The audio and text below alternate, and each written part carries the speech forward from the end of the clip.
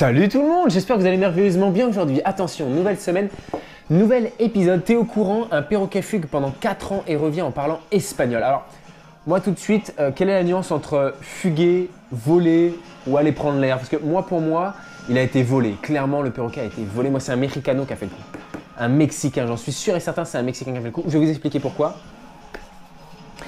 Faut que j'invente le pourquoi aussi. Ok, j'ai trouvé. Moi, je pense que le propriétaire, à un moment donné, il a ouvert les fenêtres de chez lui pour que le perroquet puisse se dégourdir un petit peu les ailes. Et le Mexicano, il a volé le perroquet et hop, il l'a emmené à Mexico. Pourquoi? Parce qu'il l'a conditionné à faire du trafic de drogue. Parce qu'à un moment donné, il avait peur. Parce que Trump, il a voulu faire un mur pour vraiment bien séparer les États-Unis du reste du monde, grossièrement. Parce que tu vois, les États-Unis, c'est le must du must. Hein. Donc du coup, il a voulu faire un mur. Clairement un gros mur, et le Mexicano il s'est dit putain, si Trump il arrive à faire son mur, je ne pourrai plus y aller et faire mon trafic de drogue.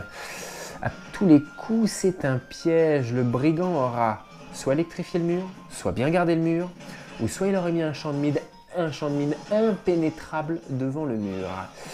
Impossible, faut que je trouve une solution. Du coup, paf, il a volé un perroquet, un perrocoto là, il l'a emmené au Mexico et il l'a conditionné, et j'en suis même certain, il lui a appris à demander l'oseille, à demander l'argent de la drogue à ceux qui vendent.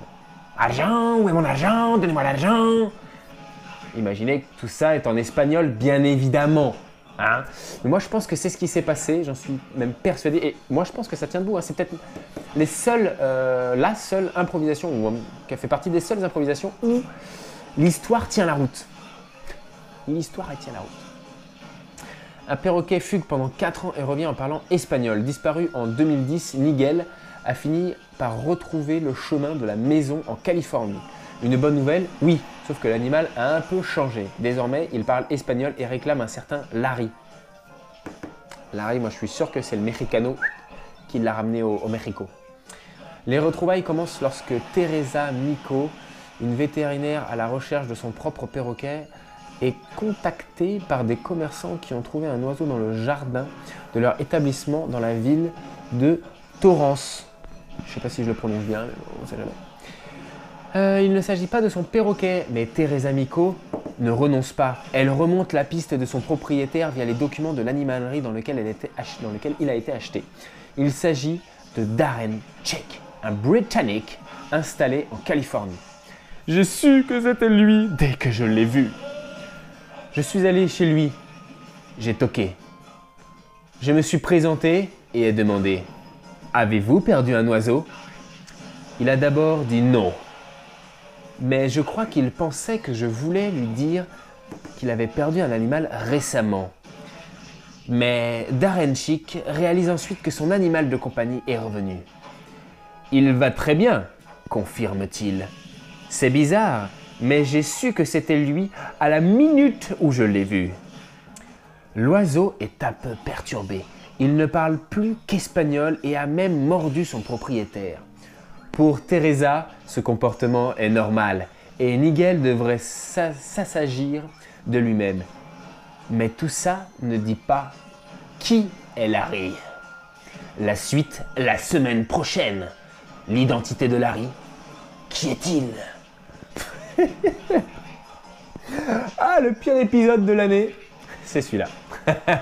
Bah voilà, franchement, en fait, c'est tout bête, hein, mais on ne sait pas qui est Larry. Moi, je suis sûr que c'est ça, et on ne sait pas forcément ce qui s'est passé.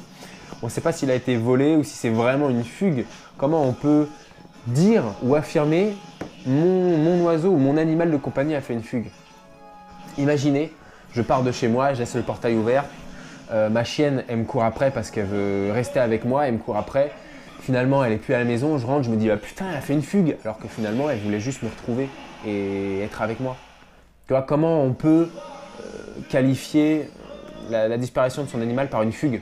Sincèrement, c'est vraiment une limite très fine. Je ne sais pas comment on peut faire ça. En tout cas, c'est la fin pour aujourd'hui. N'oubliez pas, aimez, partagez, abonnez-vous. Tiercé gagnant. Avec ça, 100% gagnant. Bon, il n'y a pas des millions à la clé, mais il y a cette gueule. Ouais. Le pire moment de ma vie. C'était l'instant publicité de ma propre chaîne. Voilà, en tout cas, moi je vous dis à la semaine prochaine. Salut tout le monde.